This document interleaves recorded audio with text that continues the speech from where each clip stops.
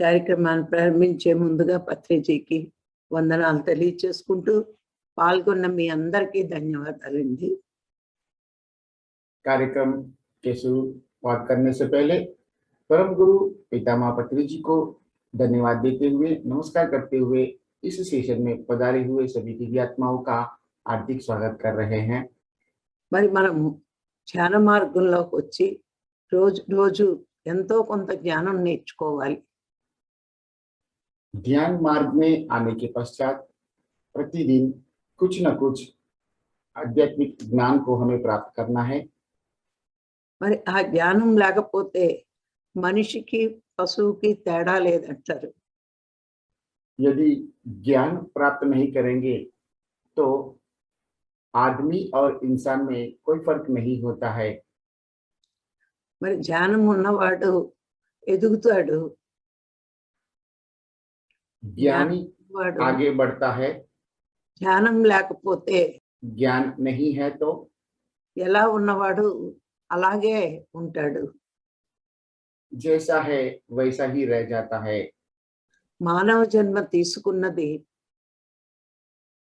इंसान का जन्म భగవంతుడు ఎవరో తెలుసుకుని भगवान को जानने के लिए, తిరిగి జన్మ లేకుండా చేసుకోవడానికి, जन्म राहित्य जीवन प्राप्त करने के लिए। మరి ఈ జ్ఞాన మార్గంలోకి వచ్చే వరకు ध्यान मार्ग में आए तब तक ఈ విషయం ఎవరికీ తెలియదు. यह विषय किसी को भी पता नहीं रहता है। మనం పుట్టింది అనుభవించడానికి అనుకుంటాం. हमने यहाँ पे अनुभव करने के लिए जन्म लिया है ऐसा सोचते हैं। ఎంజాయ్ చేయడానికి అనుకుంటాం. एंजॉय करने के लिए यहाँ पे आए हैं ऐसा सोचते हैं। ఇప్పుడు ప్రపంచంలో 90% అలాగే ఉన్నారు. आधुनिक समय में दुनिया में 90% लोग इसी मान्यता में हैं। అందరికీ ఆత్మజ్ఞానం తెలియబడదు. यह सभी लोग आत्मज्ञान नहीं जानते हैं। అర్హత ఉన్న వాళ్ళకే తెలుసుకోబడతారు. जिनकी योग्यता होती है वे ही यह आत्मज्ञान जानते हैं। ఆ యోగ్యత ధ్యానం చేసే వాళ్ళకే ఉంది. और यह योग्यता ध्यान करने वाले को ही होती है। మనం ధ్యానం చేస్తున్నందుకు, हम ध्यान कर रहे हैं इसीलिए, మరి ఆ జ్ఞానం పొందుతున్నందుకు और ज्ञान भी प्राप्त कर रहे हैं इसलिए పరమాత్మకి గురువుకి परमात्मा और गुरु को ఎప్పుడు కృతజ్ఞత తెలపాలి. हमेशा कृतज्ञता व्यक्त करते रहना चाहिए। ఎందుకు అంటే ఈ మార్గంలోకి వచ్చి సత్యం తెలుసుకున్నందుకు. क्योंकि हम यह मार्ग तक पहुंचकर सत्य जान रहे हैं। సత్యం అంటే భగవంతుడే అని తెలుసుకున్నందుకు. सत्य का मतलब स्वयं भगवान है ऐसा हमने जान लिया है। ఈ మార్గంలోకి వచ్చే వరకు మనకి భగవంతుడు అంటే ఆత్మ అని తెలియదు. यह मार्ग में जब तक हम आए हैं उससे पहले आत्मा का मतलब भगवान है ऐसा हम नहीं जानते थे। ఎంతసేపు విగ్రహమే భగవంతుడని భ్రాంతిలో ఉన్నాం. मूर्ति ही भगवान है ऐसा भ्रम में थे। ఆ భ్రాంతిలోనే మనము రోజులు గడిపేశాము. इसी भ्रम में हम कई दिन बिता चुके हैं। అసలైన జ్ఞానం ఇప్పుడు పొందుతున్నాం మనం. सही ज्ञान अभी हम प्राप्त कर रहे हैं। మరి ఈ జ్ఞానం మనం పుట్టిన దగ్గర నుంచి ఎన్ని రకాలుగా నేర్చుకుంటామో తెలుసుకుందాం. ఈ జ్ఞానం यह ज्ञान పుట్టిన దగ్గర నుంచి जन्म लिया तब से ఎన్ని రకాలుగా నేర్చుకుంటామో कितने प्रकार से हम सीखते हैं ఈ రోజు తెలుసుకుందాం. आज हम ये समझ लेते हैं। ఈ జ్ఞానం 3 రకాలుగా నేర్చుకుంటాం మనం. ज्ञान हम 3 प्रकार से सीखते हैं।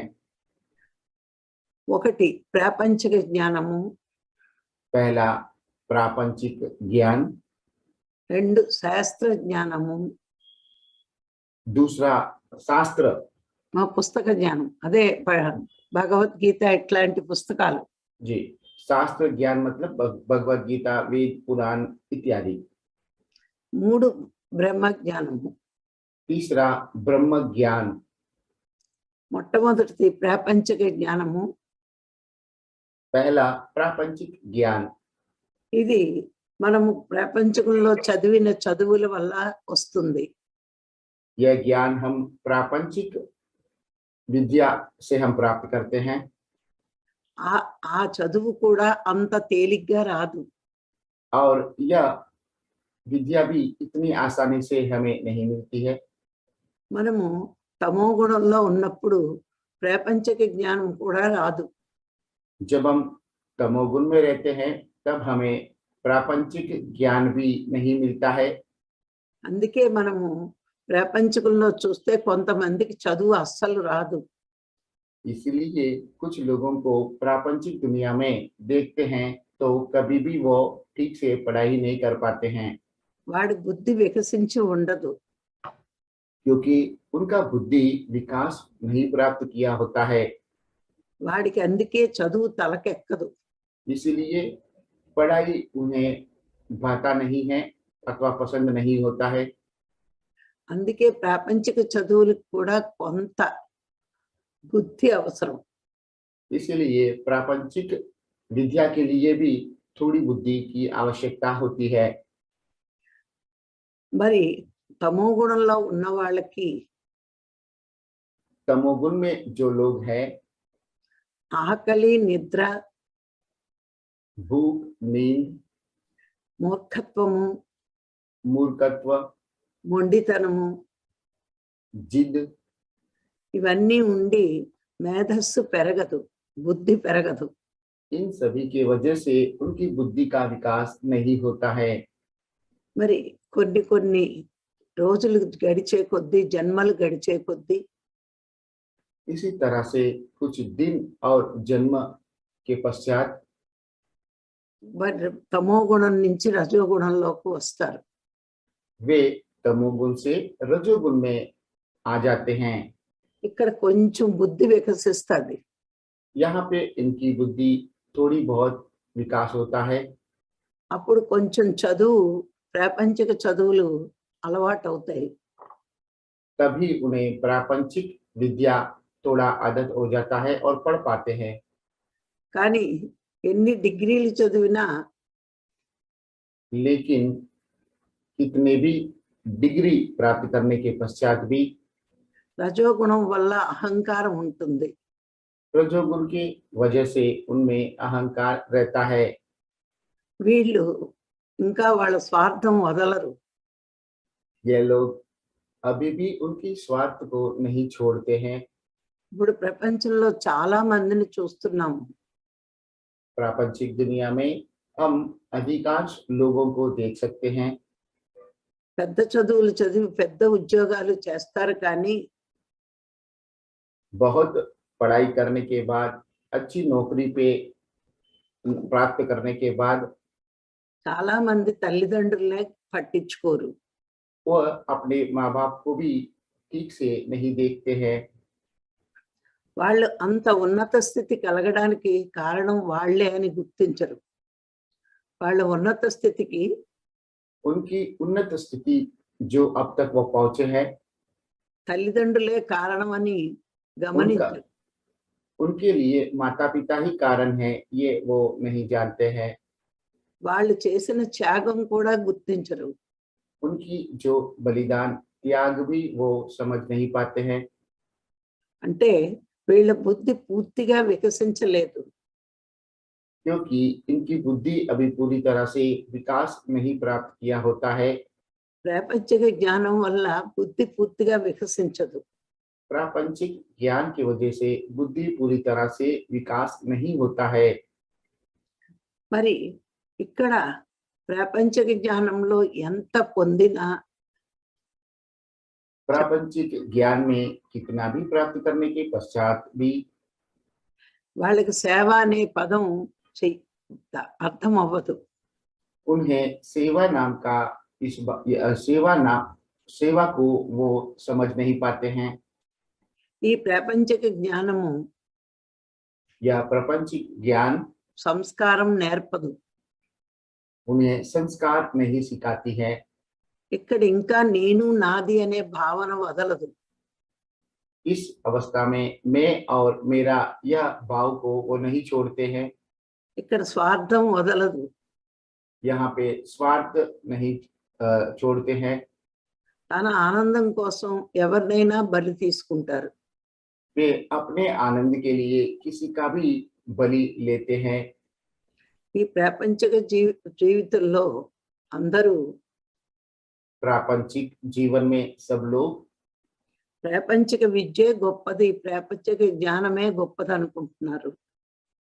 प्रापंचिक विद्या और प्रापंचिक ज्ञान ही महान है, ऐसा वे सोचते हैं। అది పొట్ట నింపడానికి భుక్తికి పనికొస్తుందే తప్ప यह सिर्फ अपने पहचान के लिए अथवा उपयोग करने के लिए ही काम आता है, భగవంతుడిని అన్వేషించడానికి పనికిరాదు. लेकिन भगवान की खोज के लिए यह काम नहीं आता है। ఇక్కడ రజోగుణమే కానీ సాత్వికం ఉండదు. इनके पास रजोगुण ही रहता है, लेकिन सात्विक गुण नहीं रहता है। ప్రాపంచిక జీవితం అంతా కూడా అహంకారంతో గడిపేస్తారు.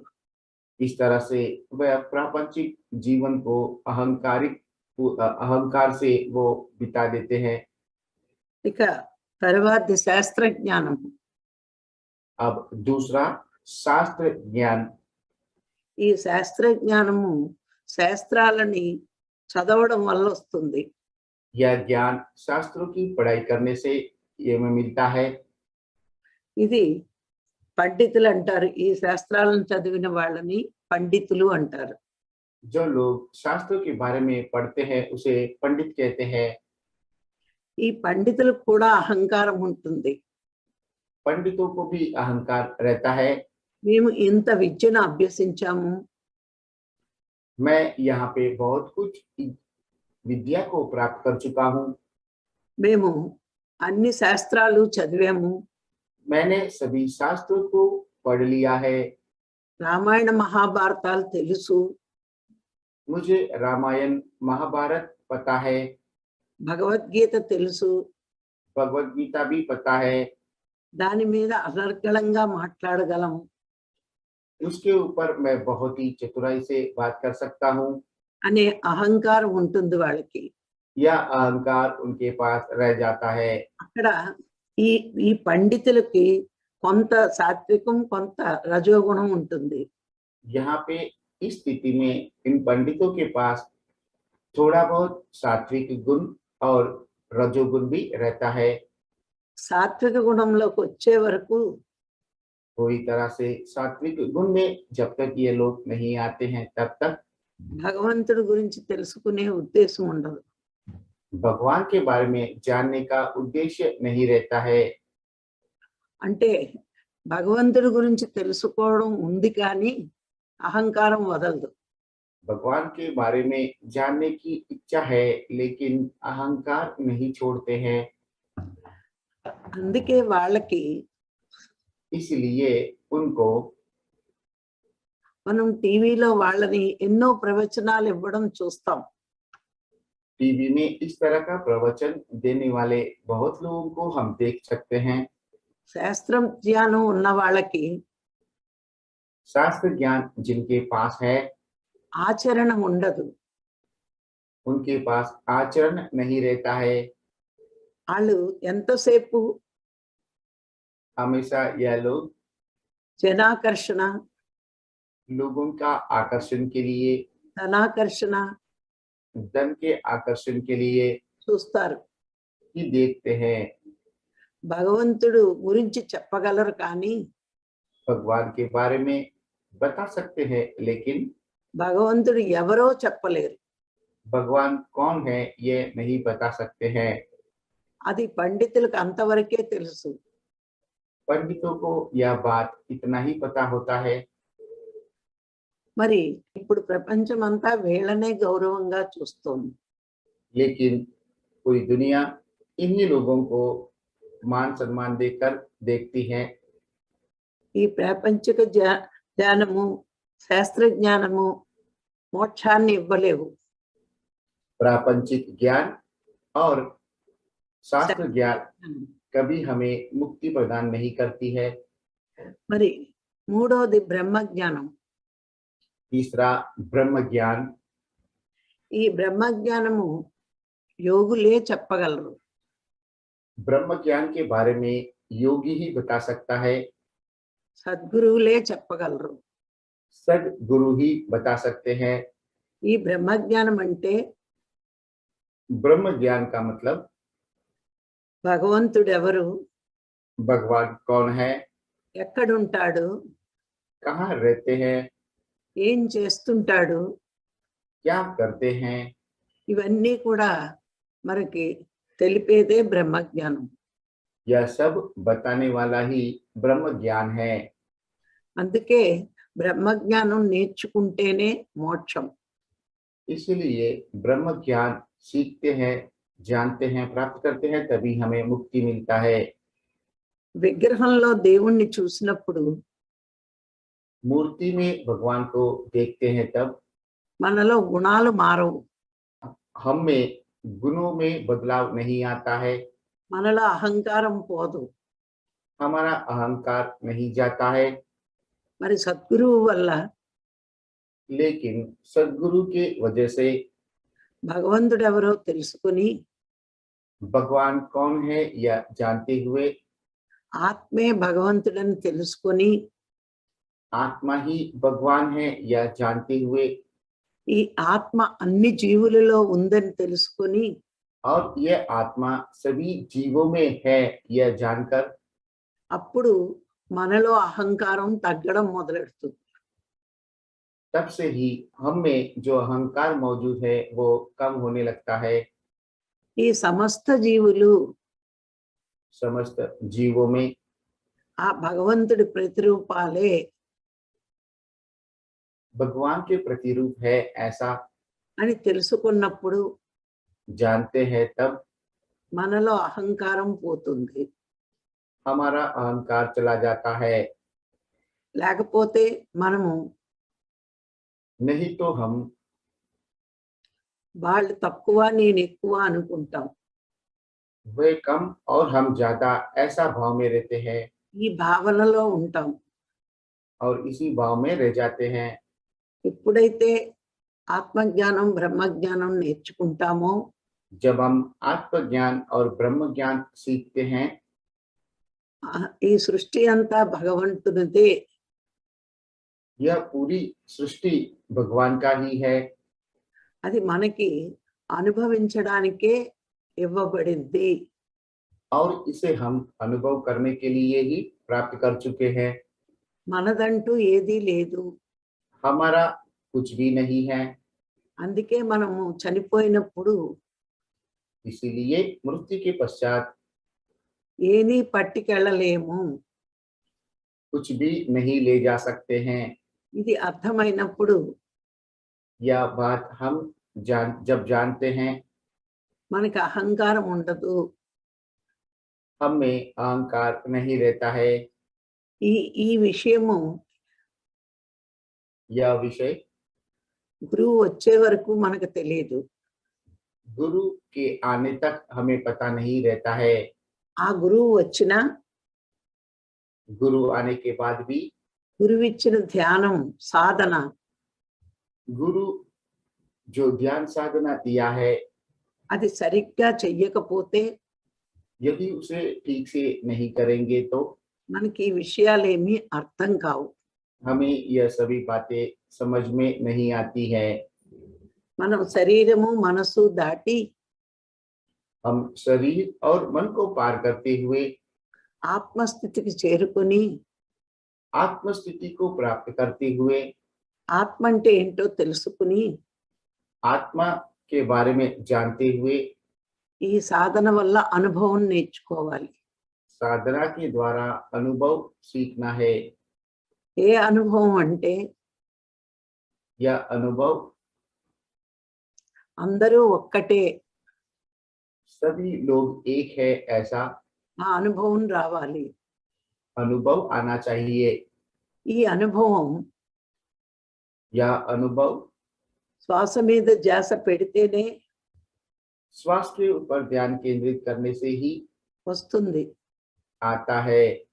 ఇప్పుడు మన సొసైటీలో కూడా अभी हमारे सोसाइटी में भी చాలా మంది बहुत से लोग పత్రికారు చెప్పిన पत्री जी के बताए हुए मार्ग, శ్వాస మీద ధ్యాస అనే ధ్యానం మాని श्वास के ऊपर ध्यान देने का यह मार्ग को छोड़ते हुए మరి మ్యూజిక్ మీద ధ్యాస, संगीत के ऊपर ध्यान, మాట మీద ధ్యాస, बातों के ऊपर ध्यान, గైడెడ్ మెడిటేషను, मार्गदर्शन वाला मेडिटेशन, ఇలాంటి రకరకాల మెడిటేషన్లు చేసి इस तरह के अनेक प्रकार के ध्यान करते हुए ఫలితాన్ని పొందలేకపోతున్నారు.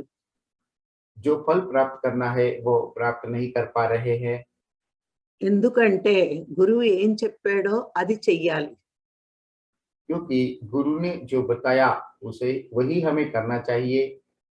ఈ కలియుగంలో इस कलयुग में గురువు మాటల మీదే గౌరవం లేకుండా చేస్తున్నారు. गुरु के बातों के ऊपर गौरव नहीं रहता है, ऐसा वो कर रहे हैं। అందుకే గురువు చెప్పేది ఒకటి, इसलिए गुरु ने जो कहा है उसके अलावा వాళ్ళు చేసేది వేరొకటి. वे कुछ और करते हैं। వాళ్ళకి ఎలా ఎలా ధ్యానం వస్తుంది?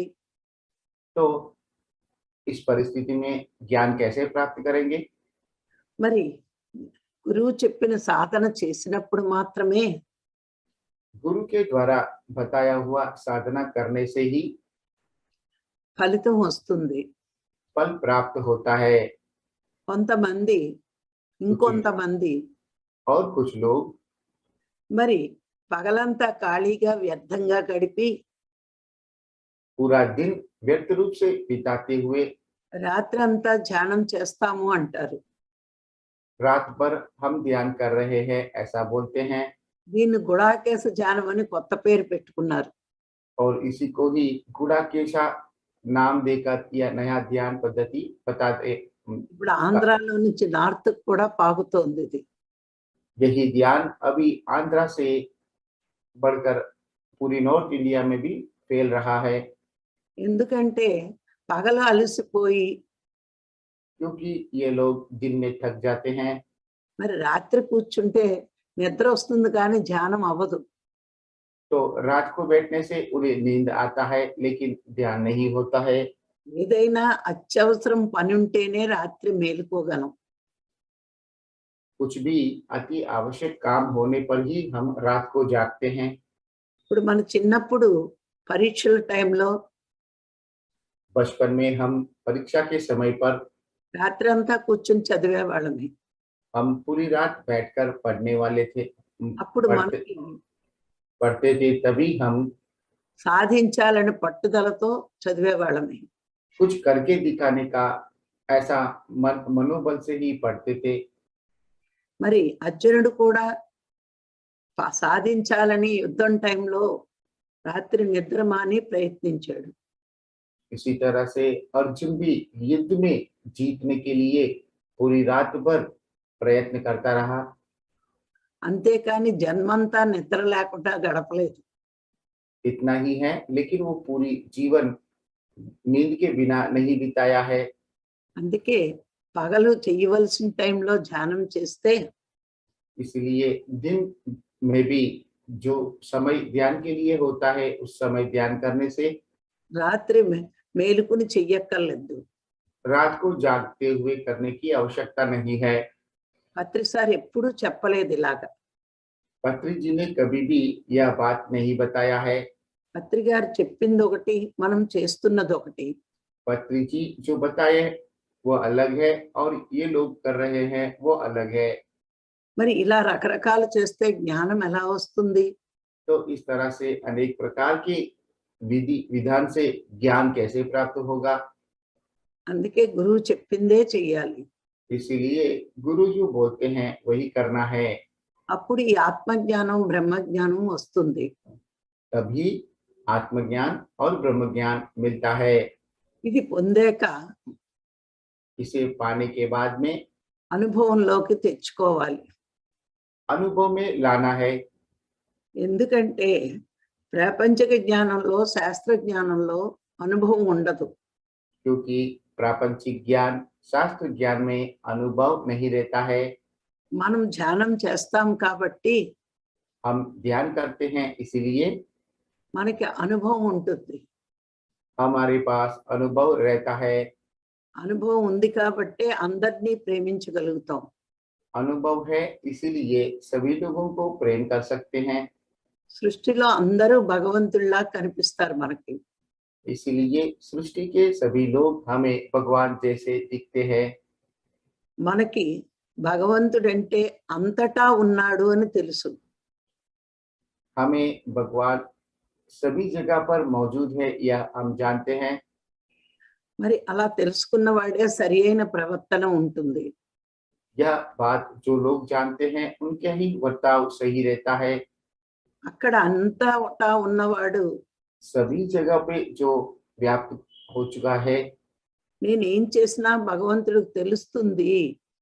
मैं कुछ भी करता हूँ तो वो जानते हैं। మరి అందుకే జాగ్రత్తగా ప్రవర్తిస్తాడు. इसीलिए वो ध्यान पूर्वक अपना व्यवहार करता है। మరి దీనికి ఒక చిన్న ఉదాహరణ చెప్తానే. इसके लिए हमें एक छोटा सा उदाहरण के रूप में कहानी बता रहे हैं। ఉదాహరణ చెప్తే బాగా అర్థమవుతుంది. जी, उदाहरण से जब बताते हैं तो बात हमें गहराई पूर्वक समझ में आती है। ఒక రాజ్యంలో ఒక రాజుగారికి एक राज्य में एक राजा को చిన్న అనుమానం వచ్చింది.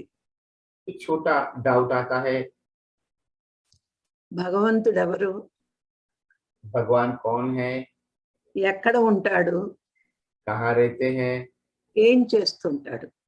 क्या करते हैं। ఈ 3 క్వశ్చన్లు రాజుగారికి వచ్చాయి. यह तीनों सवाल राजा के पास होते हैं। ఒక రోజు మంత్రి గారిని పిలిచి एक दिन मंत्री को बुलाकर ఈ 3 క్వశ్చన్లు అడిగారట. उनसे यह तीनों सवाल पूछते हैं। మరి ఆ రాజుగారు మంత్రి గారికి ఏం చెప్పారంటే, రాజుగారు మంత్రి గారిని అడిగి राजा को मंत्री ने पूछकर వారం రోజుల్లో एक सप्ताह में నాకు జవాబు చెప్పాలి, मुझे जवाब देना है, లేకపోతే नहीं तो నీకు ఉరి శిక్ష అన్నారు. आपको फांसी की सजा दिया जाएगा। మంత్రి గారికి ఆ క్వశ్చన్లకు ఆన్సర్ తెలియట్లేదు. लेकिन यहाँ पे मंत्री को इन सवालों का जवाब नहीं पता होता है చాలా బెంగగా ఉన్నాడు. और बहुत ही चिंतित थे, ఎందుకంటే వారం రోజుల్లో ఆన్సర్ చెప్పకపోతే क्योंकि एक सप्ताह में यदि उसका जवाब नहीं दे पाएंगे तो ఆయన తలకాయ లేచిపోద్ది. उनका सर काट दिया जाएगा। ఉమ్. మరి ఆ విచారం చూసి మంత్రి గారి సేవకుడు అడిగాడు, यह विचार करते हुए मंत्री को एक बार एक सेवक पूछते हैं, ఎందుకు అలా ఉన్నారు అని.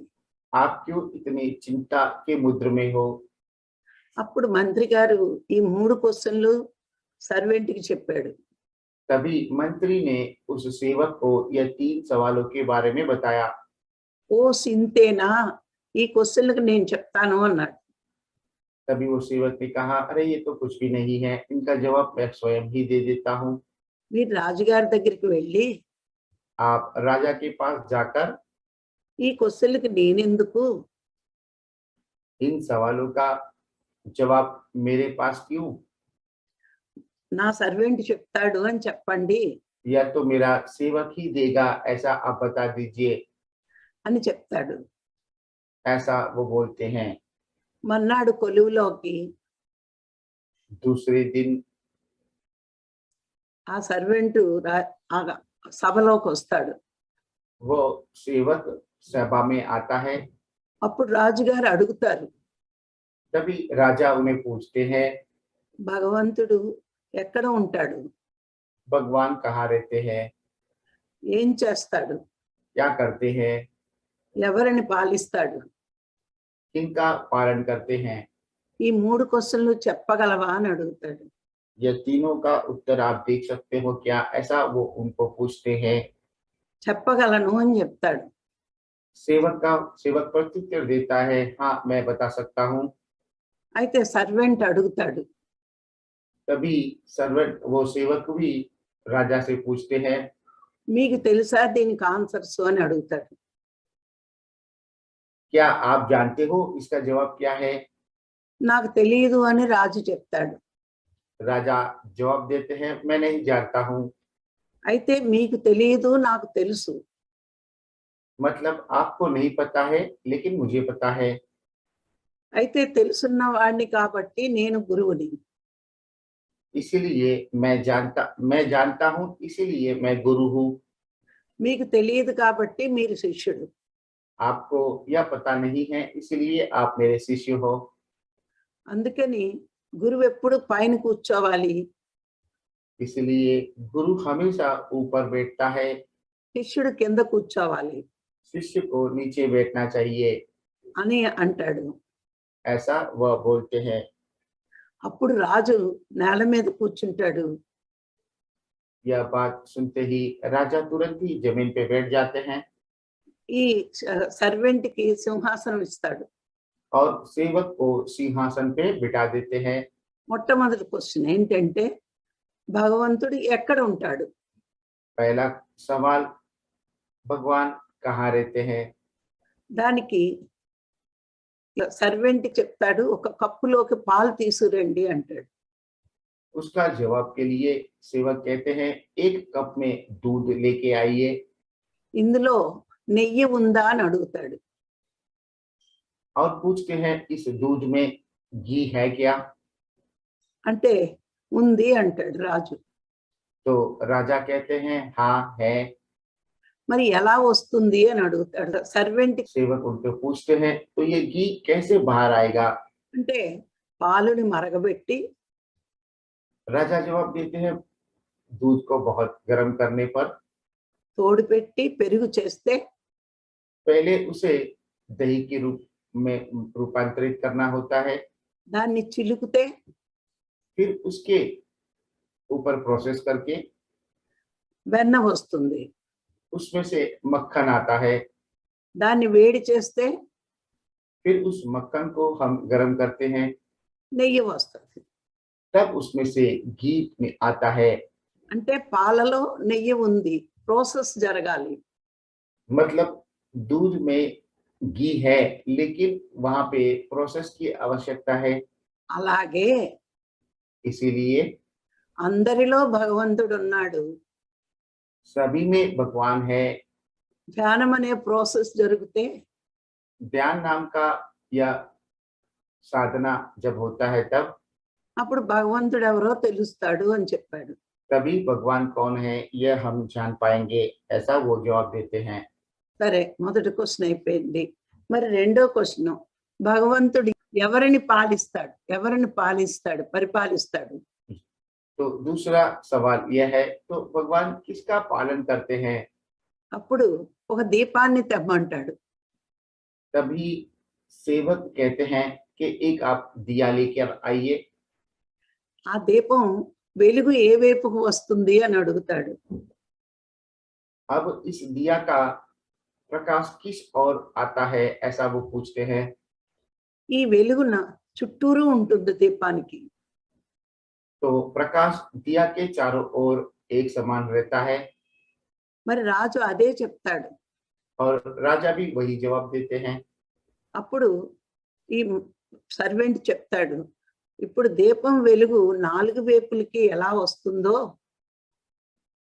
तभी यह सेवक उनको बताते हैं, जिस तरह से दिया का प्रकाश चारों ओर एक समान आता है, ఈ దీపం ప్రకాశము అంతటా ఉంది. और इस दिया का प्रकाश सभी जगह पर అలాగే భగవంతుడు उसी तरह से भगवान भी ఈ సృష్టి అంతా తన ప్రకాశంతో పరిపాలిస్తున్నాడు. पूरी सृष्टि को अपनी प्रकाश से ही परिपालन कर रहे हैं। సరే, మూడో క్వశ్చన్, భగవంతుడు ఏం చేస్తాడు? तीसरा सवाल, भगवान क्या करते हैं? అప్పుడు సర్వెంట్ చెప్తాడు, ఏదైనా చెయ్యగలడు. तभी सेवक जवाब देते हैं, वो कुछ भी कर सकते हैं। మరి రాజుని సర్వెంట్లా నేల మీద కూర్చోబెట్టగలడు. वे राजा को सेवक की भांति जमीन पे भी बिठा सकते हैं। సేవకుణ్ణి రాజులాగా సింహాసనం మీద కూర్చోబెట్టగలడు. सेवक को राजा की जैसे सिंहासन पे भी बिठा सकते हैं। ఏదైనా చేయగలడు భగవంతుడు. भगवान कुछ भी कर सकते हैं। మరి ఇప్పుడు ఈ క్షణంలో మీరు కింద ఉన్నారు, నేను పైన ఉన్నాను. यह क्षण में आप नीचे बैठे हो और मैं ऊपर बैठा हूँ। భగవంతుడు ఏ క్షణంలో ఏం చేస్తాడో ఎవరికీ తెలియదు. भगवान कौन से क्षण में क्या करते हैं यह कोई नहीं जानते हैं। అని రాజుని ఇప్పుడు అర్థమైందా అని అడుగుతాడు. यह बात राजा को अभी समझ में आया क्या, ऐसा सेवक सवाल करते हैं। అప్పుడు రాజు చెప్తాడు, నాకు చాలా బాగా అర్థమైంది. तभी राजा जवाब देते हैं, हाँ मैं पूरी तरह से समझ चुका हूँ। మొదటి క్వశ్చన్, భగవంతుడు ఎక్కడ ఉంటాడు అంటే, पहला सवाल, भगवान कहाँ रहते हैं, उसका जवाब అంతటా ఉంటాడు, అన్నిటా ఉంటాడు. सब में रहते हैं, పాలలో నెయ్యిలా. हर जगह रहते हैं, दूध में घी की तरह। మరి ఎవరిని పాలిస్తాడు అంటే అందరినీ పరిపాలిస్తాడు. तो किसका परिपालन करते हैं, तो वो सबका ही पालन करते हैं। మూడోది, ఏదైనా చెయ్యగలడు. तीसरा, वो कुछ भी कर सकते हैं। ఇది నాకు బాగా అర్థమైందని రాజుగారు అంటారు. यह बात मुझे ठीक से समझ में आया, ऐसा राजा जवाब देते हैं। దీన్ని బట్టి మనకి ఆత్మజ్ఞానం బ్రహ్మజ్ఞానం వస్తే इसी से हमें आत्मज्ञान और ब्रह्म ज्ञान आता है। భగవంతుడు ఎవరు, भगवान कौन है, ఎక్కడ ఉంటాడు, कहाँ रहते हैं, ఏం చేస్తుంటాడు, क्या करते रहते हैं, ఇవన్నీ మనకు అర్థమవుతాయి. यह सब हमें समझ में आता है। ప్రాపంచిక జ్ఞానంలో, प्रापंचिक ज्ञान में, శాస్త్ర జ్ఞానంలో शास्त्र ज्ञान में ఇవేమీ అర్థం కావు. यह सब नहीं समझ में आता है। అందుకే అహంకారంతో ఉంటాము. इसलिए अहंकार से रहते हैं। బ్రహ్మజ్ఞానంలోనే అన్నీ తెలుస్తాయి. ब्रह्म ज्ञान में ही सब कुछ पता होता है। అక్కడ అహంకారం ఉండదు. यहाँ पे अहंकार नहीं रहता है। మనకి బ్రహ్మజ్ఞానము కావాలి, మోక్షం పొందాలి. हमें ब्रह्म ज्ञान चाहिए मोक्ष प्राप्त करने के लिए। ఇది తెలుసుకుంటే అందరూ బ్రహ్మజ్ఞానమే పొందుతారు. यह बात जैसे ही हम समझते हैं तब हम ब्रह्म ज्ञान प्राप्त करने की कोशिश करते हैं। మరి ఈ రోజు ఈ అవకాశం ఇచ్చిన నాకు మరీ మరీ ధన్యవాదాలు. Thank you, thank you, thank you. यह मौका देने के लिए आप सबको धन्यवाद किया जा रहा है। Thank you, thank you, thank you ma'am. आज का ये सेशन के ऊपर सभी लोगों से सुझाव संदेह यदि कुछ है तो कृपया हैंड रेस करके पूछ सकते हैं। नमस्ते, नमस्ते आयुष जी। नमस्ते सर। नमस्ते मैडम। నమస్తే. आज हमने 3 तरह का ज्ञान होता है यह बात समझी है। पहला ज्ञान होता है प्रापंचिक ज्ञान, दूसरा होता है शास्त्रिक ज्ञान या शास्त्र के द्वारा मिला हुआ ज्ञान, और तीसरा होता है ब्रह्म ज्ञान। प्रापंचिक ज्ञान हम जीवन निर्वाह करने के लिए, प्रापंचिक वस्तुओं को प्राप्त करने के लिए, प्रापंचिक जगत में जीने के लिए इस ज्ञान को प्राप्त करते हैं। जो व्यक्ति तमोगुण में है उनकी पात्रता यह ज्ञान प्राप्त करने की भी नहीं होती है, क्योंकि उनके अंदर बुद्धि नहीं होती है। और कुछ जन्म लेने के बाद ये लोग जो तमोगुण में थे वे रजोगुण की तरफ बढ़ते हैं, तब वो धीमे धीमे ज्ञान प्राप्त करने के ज्ञान प्राप्त करना शुरू करते हैं। परंतु जैसे जैसे ये ज्ञान प्राप्त करते हैं रजोगुण में आकर, इनके अंदर अहंकार व्याप्त होने लगता है। उनको लगता है मुझे सब आता है। वे अपने जीवन में केवल स्वार्थी बनकर ही रह जाते हैं। केवल मैं, मुझे क्या मिलेगा, मेरा, इन बातों में ही डूब जाते हैं। उनके माँ बाप का भी इस स्थिति तक आने के लिए क्या सहयोग था, इस बात को भी वह भूल जाते हैं। तो ये लोग स्वार्थ नहीं छोड़ पाते हैं। यह प्रापंचिक ज्ञान भगवान प्राप्त करने के लिए कुछ काम नहीं आता है। ऐसे लोग तमोगुण से रजोगुण तक पहुंच पाते हैं, परंतु सद्गुण तक नहीं आ पाते हैं। जब थोड़ी उन्नत स्थिति होती है तब शास्त्रों का ज्ञान मिलता है। शास्त्रों का ज्ञान शास्त्रों की पढ़ाई करने से ही मिलता है, परंतु शास्त्र ज्ञान लेते लेते भी एक मन में अहंकार आ जाता है कि मुझे शास्त्रों का पूरा ज्ञान है, मुझे सब कुछ आता है, अब मुझे और कुछ ज्ञान प्राप्त करने की कोई आवश्यकता नहीं है।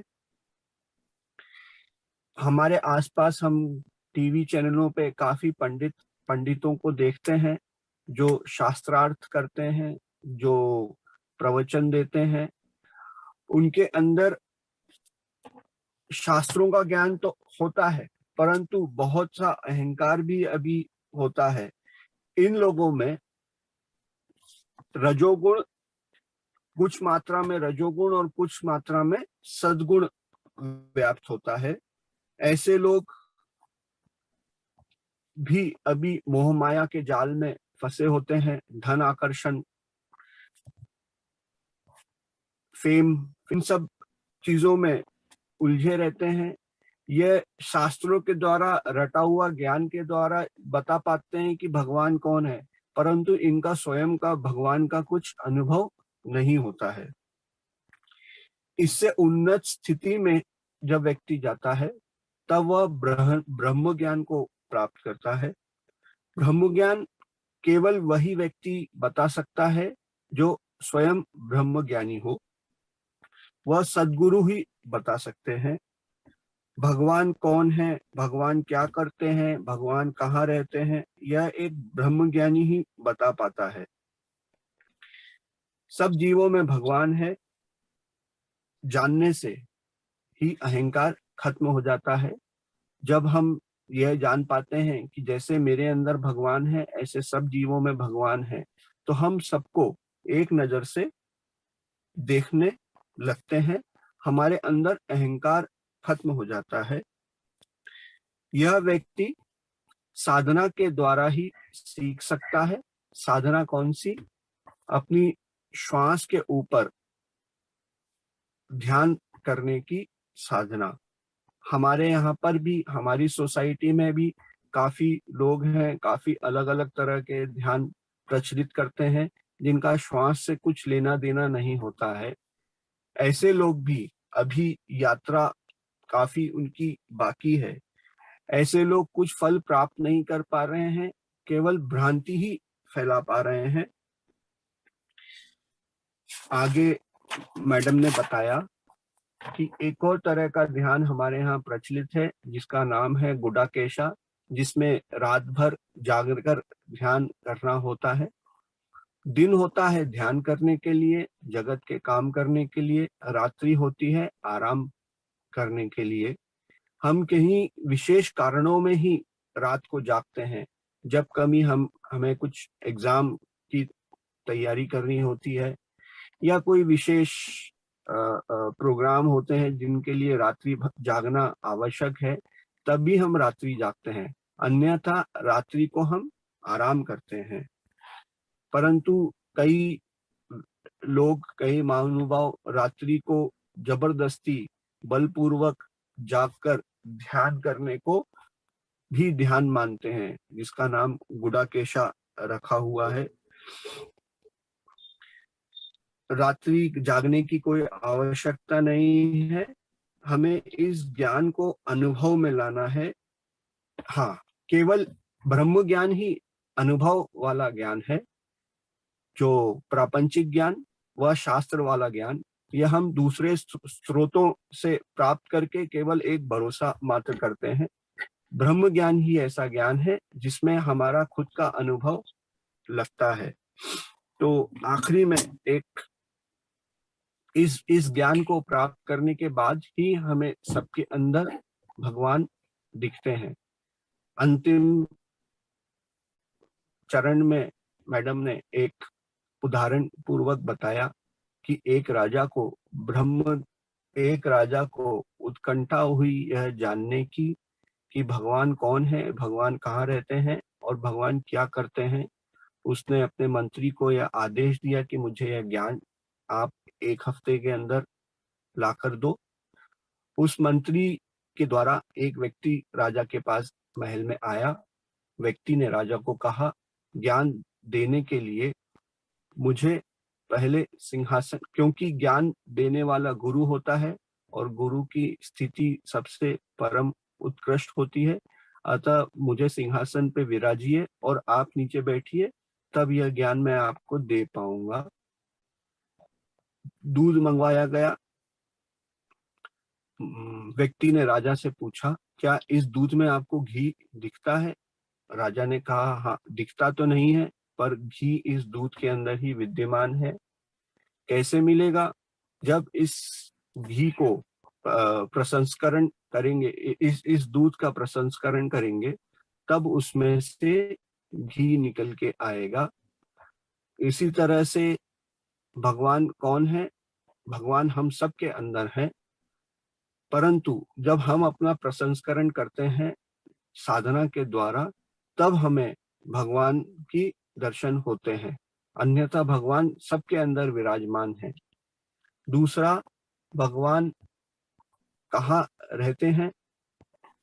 तो एक दिया बुलवाया गया।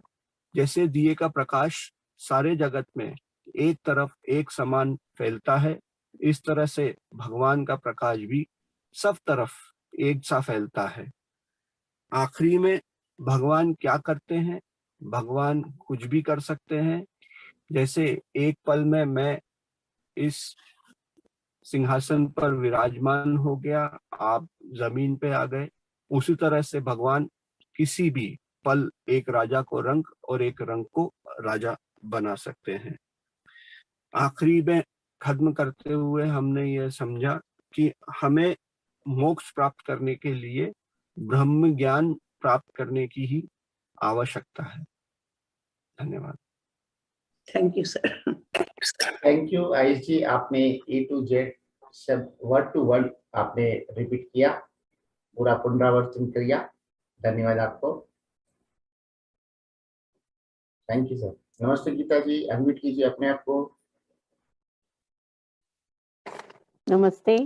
नमस्ते। राजलक्ष्मी मैडम, नमस्ते। कोटि कोटि वंदन। चिरंजीवी सर नमस्ते। आयुष गुंडिया जी को भी नमस्ते कहती हूँ, क्योंकि बहुत अच्छी तरह से वो मुझसे पहले सब कुछ बता देते हैं। कोई बात नहीं, मैं उनसे हिंदी सीख रही हूँ। उनका हिंदी इतना अच्छा है, इतना अच्छा है। कुछ कुछ वर्ड्स में लिख के लेती हूँ। मैं मुंबई का हिंदी है, मेरा मुंबई का हिंदी है, लेकिन आयुष गोडिया को एमपी का हिंदी तो एकदम शुद्ध हिंदी होते हैं। तो आयुष गोडिया जी को भी उनसे मैं हिंदी सीख लेती हूँ। मैडम, आपका आज का सेशन बहुत ही अच्छा रहा। मैं एकदम ब्रीफ में बता देती हूँ। प्रापंचिक ज्ञान, आप आज 3 ज्ञान के बारे में बताए। प्रापंचिक ज्ञान, देन शास्त्र ज्ञान और ब्रह्म ज्ञान। प्रापंचिक ज्ञान, जो कोई प्रापंचिक ज्ञान में है, प्रापंचिक विद्या पाने के लिए वो जल्दी नहीं मिलते हैं, क्योंकि उन लोग तमोगुण और रजोगुण में ही है और उनके अंदर अहंकार होता है, तो इसलिए उन्हें ठीक तरह से ज्ञान नहीं मिलते। बहुत पढ़े लिखे होते हैं, अच्छी लाइफ में प्लेसमेंट भी हो जाते हैं, उनके लाइफ अच्छे जॉब मिल जाते हैं, लेकिन वो क्रेडिट किसी को भी नहीं देते हैं। अहंकार उनमें इतना बड़ा है कि वो किसी को भी क्रेडिट देने के लिए तैयार नहीं है। और बुद्धि का विकसित यही है, बुद्धि का विकसित नहीं हो गया है। हम जब तक विनम्र नहीं रहते हैं, बुद्धि का विकसित नहीं हुआ मालूम पड़ता है। तो संस्कार भी नहीं जानते हैं उन लोग, क्योंकि उन लोग आई अहम ये एटीट्यूड में है। प्रापंचिक जीवन में होने वाले तमोगुण रजोगुण में है, दैट इज आई एटीट्यूड, मैं समथिंग, आई एम ग्रेट, ये एटीट्यूड में है। फिर बाद में आपने बताया कि शास्त्र ज्ञान, शास्त्र ज्ञान पंडितों से मिलते हैं, बुक पढ़ के मिलते हैं, बट उनके पास भी अहंकार होता है, आपने बताया। वो भी थोड़ा थोड़ा सात्विक गुण और रजोगुण में है। They don't talk about much of God, क्योंकि उसमें इतना अपने ज्ञान के घमंड भर देते हैं, तो ज्ञान मार्ग हमें ठीक तरह से बताते नहीं है।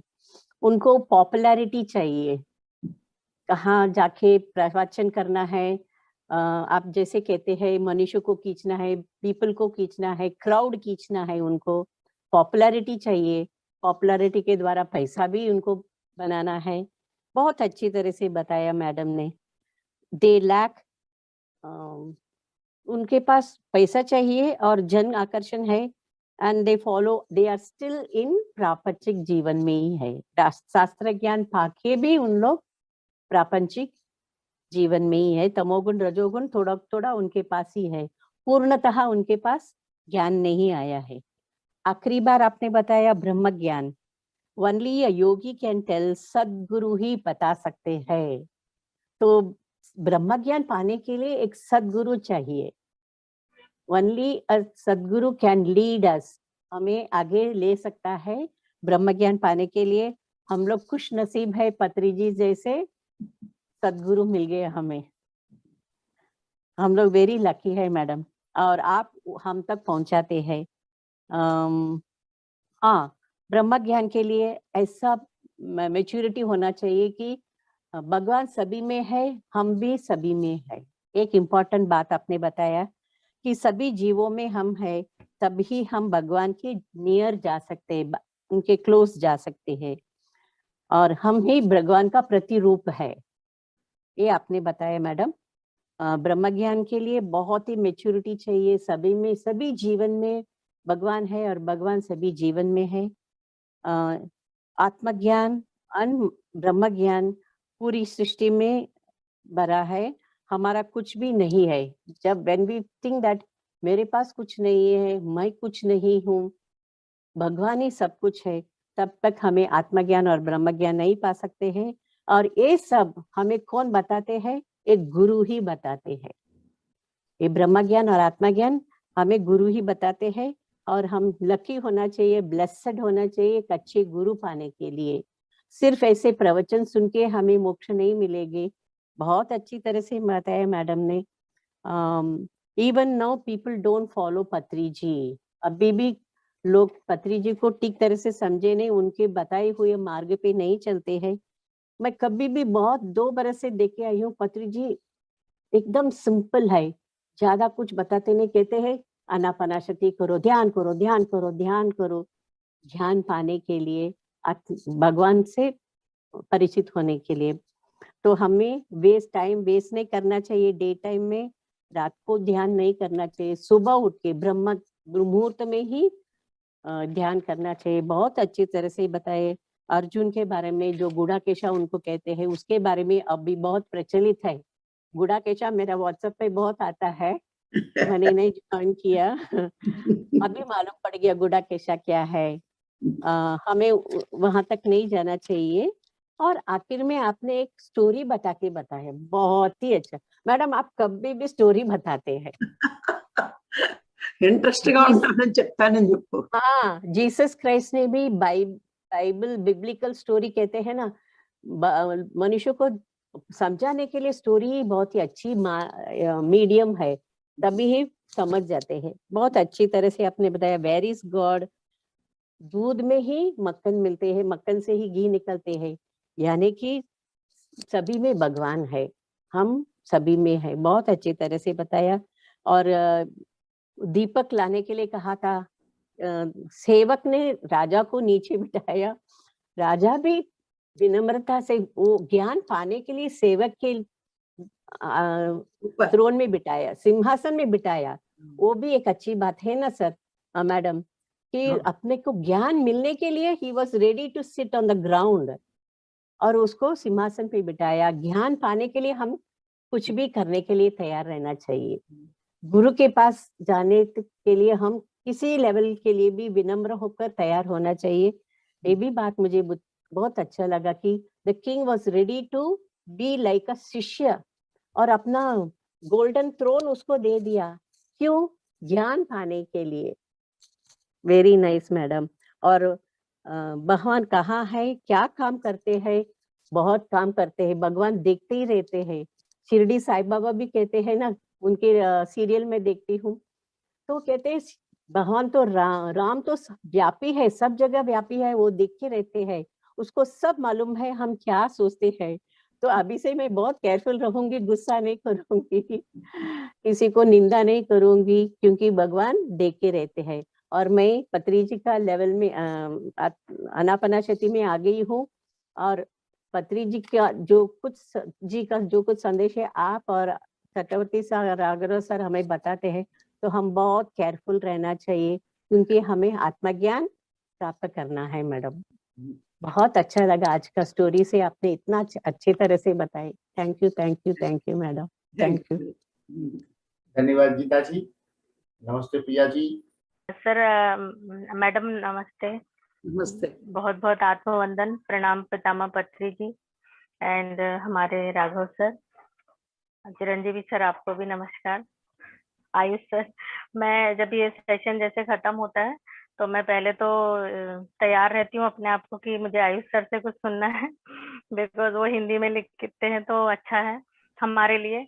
एक्चुअली सर क्या हो रहा है, तो सुबह ना एक्चुअली अभी आजकल क्या अभी मतलब लास्ट वीक से अभी मेरे बच्चे का स्कूल रहता है, तो उसको 6:30 बजे का एकदम रेडी करना पड़ता है। तो मैं सुबह उठती हूँ और 1 घंटे बैठती हूँ, 1.5 घंटे, इसके बाद उठ के फिर अपने काम करने लग जाती हूँ। पर लास्ट में ये जो सेशन होता है अम्मा का बताने के लिए और सर का, वो मैं जरूर सुनती हूँ, लिख नहीं पाती हूँ, लेकिन जब आयुष सर बोल रहे होते हैं तब मैं लिखना शुरू करती हूँ।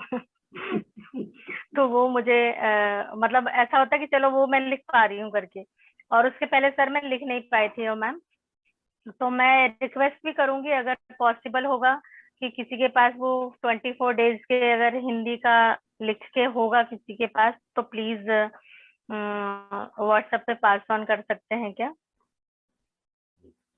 మేడం ఆమె ధ్యానం చేసిన తర్వాత రూటీన్ వర్క్ లో ఉంటూ ఈ స్పీచ్ వింటున్నారట. మరి ఎప్పుడైతే స్పీచ్ అయిపోయిన తర్వాత సమరైజ్ అయినప్పుడు ఆయుష్ గారు దాన్ని వర్డ్ టు వర్డ్ ట్రాన్స్లేషన్ హిందీలో చెప్పినప్పుడు అప్పుడే ఆమె నోట్ చేసుకుంటూ ఉంటుంది. అయితే ఆ పని వల్ల నేను రాసుకోలేకపోతున్నాను, ఈ ప్రాసెస్ వల్ల నేను మళ్ళీ రాసుకునే అవకాశం నాకు దొరుకుతుంది. మరి లాస్ట్ 24 డేస్ నుండి ఇదే విధంగా జరుగుతుంది. మరి కొన్ని మిస్ అయ్యాయి, ఎవరైనా రాసుకుని నాకు రాసుకున్న వారు ఎవరైనా నాకు పాస్వర్డ్ చేస్తే నేను కూడా దాన్ని ఉపయోగించుకుంటానని చెప్తుంది. వాళ్ళని అడగాలి నువ్వు, ఎందుకంటే ఇప్పుడు హిందీ వాళ్ళు రాసుకుంటున్నారు కదా, వాళ్ళు ఏమన్నా ఇవ్వగలరేమో చూడాలి. जी प्रिया जी, हम आयुष जी और गीता जी ये श्रद्धा पूर्वक लिख रहे हैं और भी मास्टर्स लिख रहे हैं, आप उनका संपर्क कर सकते हो, आपस में आदान प्रदान कर सकते हो। जिनकी राइटिंग अच्छी लगती है, जिनकी भाषा समझने की जो क्षमता है, जो वो उनसे आप कांटेक्ट करके आप एक दूसरे से आदान प्रदान कर सकते हो। जरूर सर। और मैम ने जो आज बताया ज्ञान के बारे में, प्रापंचिक ज्ञान, शास्त्र ज्ञान और ब्रह्म ज्ञान, ये हम बहुत अच्छे से आप सबसे डिटेल में सुन चुके हैं। तो ये है कि अभी जो हमें पितामह ने जो ज्ञान दिया है, जो ध्यान दिया है, उसे हमें कंटिन्यू करना है और हमें इस रास्ते पर अच्छे से चलना है। उसके लिए आप सबका धन्यवाद, सबका बहुत बहुत धन्यवाद। Thank you. Thank you, thank you sir. Thank you Priya ji. जी सर, जी sir. Yes Geeta ji. Madam sir Chiranjeevi sir, आपका सभी 3 महीने के आज जो कुछ हम लोग सुन रहे हैं ना, तटवर्ती राघव सर और राजलक्ष्मी मैडम, ये सब यूट्यूब में मिल रहे हैं। मैं उसको बार बार सुनती हूँ, यूट्यूब में भी मिलते हैं। ऐसा नहीं कि मैं नहीं दूंगी, ऐसा नहीं, यूट्यूब में आते हैं सब। आप भी बेचते हैं ना जी, जी, यूट्यूब लिंक बेचते हैं ना, तो अभी भी सभी है, मैं कभी कभी सुनती हूँ। तो जी, उनके लिए ऐसा नहीं कि मैं नहीं शेयर करूंगी, ऐसा नहीं है, जी, मैं शेयर करूंगी, कभी भी वो फोन करेंगे तो मैं शेयर करूंगी, लेकिन पूरा का पूरा यूट्यूब लिंक में है उसको बताने के लिए। Yes ma'am, yes ma'am, thank you Geeta ji. Priya ji, Geeta ji का संदेश आपके लिए भी था। स्वयं गीता जी को भी जब कभी कभी हमारा सेशन आगे निकल जाता है तो वो पीछे वीडियो देख करके यूट्यूब में तटवर्ती स्पीचेस, ये यूट्यूब लिंक है, वहां पे आप जाकर के देखोगे तो आपको वो लिंक मिलेगा जहाँ पे हर दिन का सेशन रिकॉर्ड रहता है। वहां से आपको जब समय मिलता है तभी आप उनसे फिर से सुन सकते हो और फिर से लिख सकते हो। और इसका मतलब ये नहीं है कि आपको कोई नोट नहीं दे रहा है। आप गीता जी के कांटेक्ट में रहिए, आप आयुष जी के कांटेक्ट में रहिए, और मास्टर्स है यहाँ पे अनिल जी हैं, तो इनके भी कांटेक्ट में रहिए। तो आपको ये देते हैं तो लीजिए, अथवा आप वीडियो भी सुनते हुए भी लिख सकते हो। आपके पास सभी सुविधा है, आपको जैसा चाहिए वैसा आप कर सकते हो। धन्यवाद। तो अभी यह हिंदी सेशन को यहाँ पे हम समाप्त करते हैं। मिलते हैं कल सुबह के ब्रह्म मुहूर्त और गुरु जी के संदेश के लिए। तब तक आप सबसे रजा लेते हैं। धन्यवाद। Thank you, thank you, thank you. Thank you.